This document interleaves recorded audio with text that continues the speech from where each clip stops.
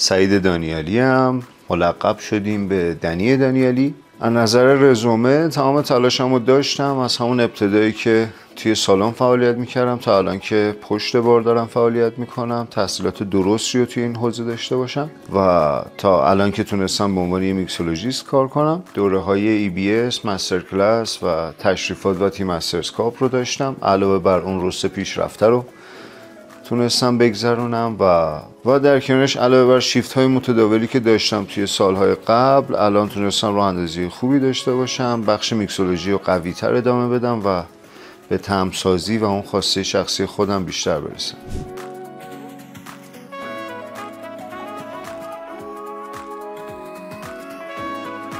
مثل بقیه صبح بیدار میشم، دوش میگیرم، بعد از دوش گرفتن حالا و مرتب کردن خودم یه مقداری کتاب میخونم که مربوط به کار خودمه یا دوره های آنلاینی که تونستم ثبت نام کنم یا ویدیوهاش رو به دست بیارم رو شروع میکنم مرور کردن. در ادامه میرم باشگاه ورزش میکنم، بعدش برمیگردم خونه، یه مقداری به کارهای شخصی میرسم و بعدش آماده میشم برای اینکه برم سر کار. این روند رو تقریبا تو طول هفته 4 بار دارم و به غیر از اون روزهای دیگه که مجبورم از صبح برم سر کار برنامه‌ریزی متفاوت‌تر میشه، ولی خب باشگاهم و تغذیه‌ام رو سعی میکنم تو بهترین حالت نگه دارم. حالا اینکه چجوری این روند رو بین زندگی شخصیم و زندگی شغلیم یا کاریم دارم رعایت میکنم و یک بالانس و تعادلی بینشون میذارم، راحت ترین حالتش اینه که بگم باید فقط یه زن تو زندگیت باشه که بتونی این کار رو انجام بدی.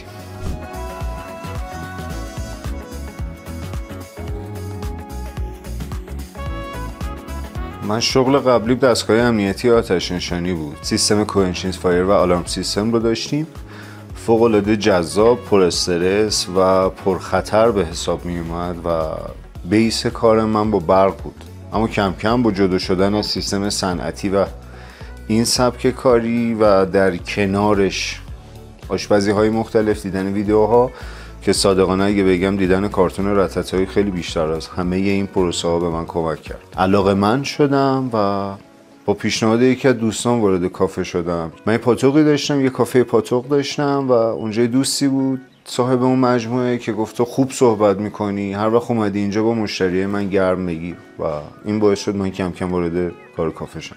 بعدش که وارد کافه شدم، خب پروسه روتین دهه ما این بود که باید بری سالن ظرفشویی کنی، بعد از ظرفشویی بری وارد بار بشی و این پروسه ها کم کم یه ایگو جذابی داشت برام بار و رفتم داخل، شروع کردم آزمون و خطا کردن، خریدن متریال، تمرین کردن، بین تایم‌های استراحت پرسنل بار اجازه گرفتن، رفتن امتحان کردن، تمرین کردن، کتاب خوندن، جزوه خوندن. حالا اون موقع من یکی از بزرگترین اشتباهاتم این بود که سایت‌های فارسی و قرآن خودم قرار داده بودم برای اینکه بخوام چیزی رو یاد بگیرم. حالا الان خیلی نظرم عوض شده به این قضیه و بعد کلی آزمون و خطا و امتحان کردن و رفتن به کلی جاها تست دادن تونستم وارد بار بشم و جایی علاقه من به بارتندینگ شدم که دیدم دنیای فوق‌العاده پیچیده وسیع مثل آشپزی رو داره، در این اینکه سرعت کارت از سرعت آشپزی بالاتر.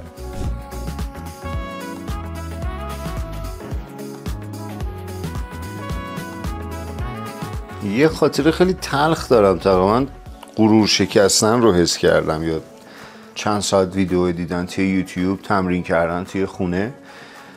احساس کردم که توانایی انجام کار رو در یک بار دارم، مخصوصا یه باری که خیلی دارن قوی کار میکنن و این قوی کار کردن تو پرانتز قضاوت اشتباه من از دیده‌های من توی اینستاگرام بود. فکر می‌کردم هرچی که تصویر نشون میده واقعیت محضه. رفتم اونجا برای استخدام، خب صحبت‌ها رو کردیم، رزومه رو دادیم و اصرارم این بود که خواهشاً منو داخل این بار راه بدیم. ولی اون دوست عزیزمون خیلی رک برگشت گفت شما پتانسیل کار کردن توی بار رو ندارید و این خیلی به غرورم برخورد. خیلی تحقیر شدم، ولی خب همزمان که تأخیر شدم خودم رو قوی تر کردم. یه پروسه 3 تا 4 ماهه بود که من توی همون مجموعه به عنوان رانر و حالا بعداً شاید کاپتان اوردر برام زیاد اهمیتی نداشت، سمتی داشتم. من همیشه میگفتم من رانرم فقط اونجا. شروع کردم تحقیق کردن، از اینترنت اون سکشن استفاده میکردم توی اون مانیتوری که داشتیم برای سفارشگیری و شروع کردم ترجمه کردن. تقریبا 4 تا یا 5 تا کتاب رو من اون موقع ترجمه کردم، خوندم و دوستی قشنگی هم بین بچه بار برای ما شکل گرفت و خیلی جذاب بود. این تبادل اطلاعات باعث شد که واقعا من 2 تا جامپ خیلی قوی توی زمینه اطلاعاتی توی ذهنم داشته باشم، مخصوصا توی حوزه بارتندینگ.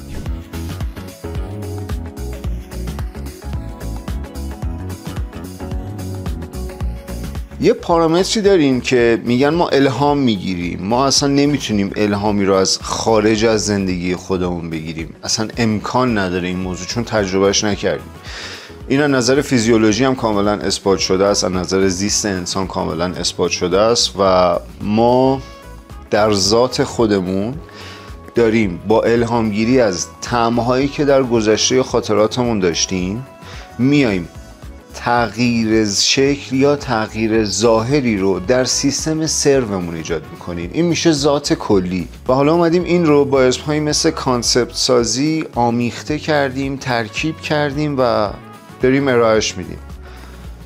منم مثل بقیه انسان‌ها دارم از مزه هایی که در گذشته خودم داشتم طعم‌های جدید، عطرها و مزه‌های جدیدی رو تولید میکنم و این تولید کردن در بار و در کار شخصی خودم کاملا متفاوته. اگر این تولید کردن طعم رو بیایم یا این میکسولوژی طعم یا طعم شناسی رو توی کار خودم نشون بدم، یعنی در اون جایی که به عنوان راه انداز، منونویس یا اصطلاحاً سیستم میکسولوژی دارم توی یک کانسپت F&B نشون میدم، مخصوصا تو دسته رستوران، کاملا منوط به سلیقه اون محدوده است و میتونم بگم من الهام خاصی نمیگیرم، من فقط مزه ها رو ترکیب میکنم. این کار رو بقیه هم دارن انجام میدن و هیچ چیز خاصی نیست از نظر من. اما اگر به بعد شخصی خودم برم، ممکنه که در گذشته خودم یک نکته رو کاملا بولد کنم. مثلا من یه نوشیدنی داشتم که ترکیب زعفرانی داشت و این فقط به خاطر زمانی بود که من از بستنی خوردن بیزار بودم و دوست داشتم این بستنی آب بشه. نوشیدنی هم که درست کردیم دقیقاً همون مزه رو میداد و جذابیتش فقط توی همون طیف بود. یعنی اگر شما یک تصوری از یه بستنی زعفرانی آب شده داشتی میتونستی از این نوشیدنی لذت ببری. که البته حالا برای اینکه بخوام ببرمش سمت سلیقه کارفرما باید طوری درستش میکردم که این نوشیدنی با الکل مزه بهتری بده و جزء نوشیدنی های قبل یا جزء نوشیدنی های شروع کننده الکلی باشه.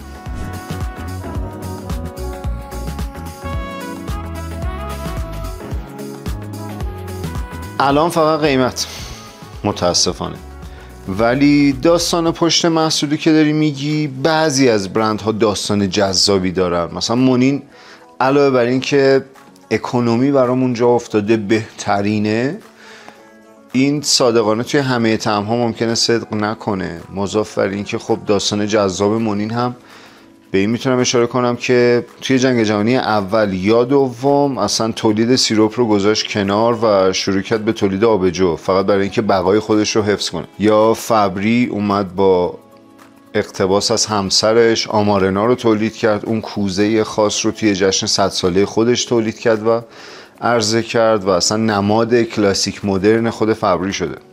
جدا از این داستان ها، یه برند نمیتونه توی همه طعم‌هاش خوب باشه. خودم تو آکادمی که دارم میام طعم پشن فروت رو توی 18 تا برند ارائه میدم به هنرجو. بیشترین شباهت طعمی به پشن فروت اصیلی که همون لحظه میوه‌اش رو میل کرده میتونه بهترین انتخابش باشه. در کنار این خب ایجنت ها یا المان های مختلف سیروپی که باید مورد بررسی قرار بگیره اگر صادقانه نگاش کنیم، که اولین و مهمترینش توی حال حاضر کشورمون قیمته. تو برندهای ایرانی خب خیلی کیفیت خوبی دارن، ولی جدا از این اگر توانایی خودم باشه و بخوام فقط به دیدگاه شخصی و جدا از زمان صرف تولیدش نگاه کنم، به برند دستساز بیشتر.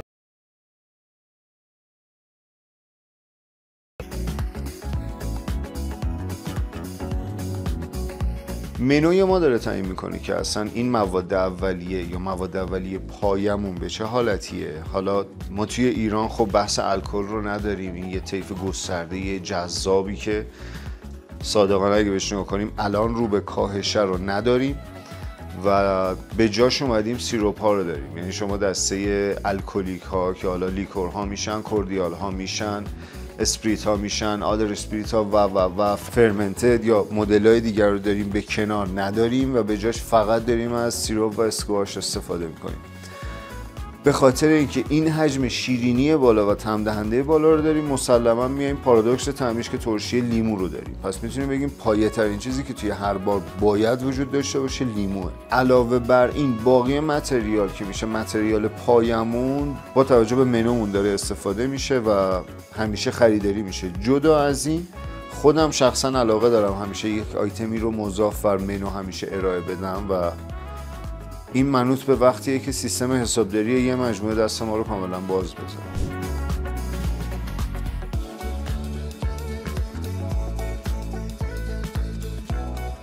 من همیشه سعی کردم هیچ توجهی به ترندها نداشته باشم، چون ترندها همون گذشته ما این که دارن دوباره میان جلو. الان نوشیدنی های پروبیوتیک خیلی باب شدن، خیلی دارن سر و صدا میکنن. تولید ماست در صدها سال گذشته در ایران، یونان و تمام کشورهای قدیمی که سیستم دامپروری داشتن و لبنیات تولید میکردن با همین سیستم ارائه میشده. نوشیدنی مثل چای از زمانی که در یک کشور دیگه بوده با همین سیستم روند خودش رو طی کرده و الان ما از آن چیزی که در گذشتمون بوده اومدیم در حال حاضرمون استفاده میکنیم. این پارامتر خودش یعنی یک تقلید از گذشته و این رو نمیتونم جزء ترندها بدونم، چون توی سیستم ترند تو پاپ آپ کردن رو داری، یعنی چیزی که از گذشتت بوده رو میاری به زمان حالت قرار میدی. قبل از حالا نوشیدنی پروبیوتیک ما سیستم فلیر رو داشتیم. فلیر بارتنینگ یه دفعه اوج سنگینی گرفت و همه رفتن سمتش. بعضیا واقعا توش درخشان عمل کردن، واقعا کار سختی صادقانه اگر بخوام دربارش صحبت کنم. قبل از اون رفتیم سمت میکسولوژی های مولکولار که هیچ اسمی به اسم میکسولوژی مولکولار نبود. اگر بخوایم میکسولوژی مولکولار رو دقیق‌تر بخونیمش یا بشناسیمش بهتره بریم کتاب فودپیر رو حداقل یه بار بخونیم، بعدش کتاب گاسترونومی رو بخونیم و بعدش با شفای قوی آشنا بشیم که دارن این کار رو انجام میدن یا بهتره بگیم انجام میدادن. و ترند بودن یا سوار موج بودن به درد کسی میخوره که دنبال دیده شدنه به نظر من، نه برای کسی که دنبال ساختن یک طعم یا اسم میکسولوژ رو حداقل با خودش یدک میکشه.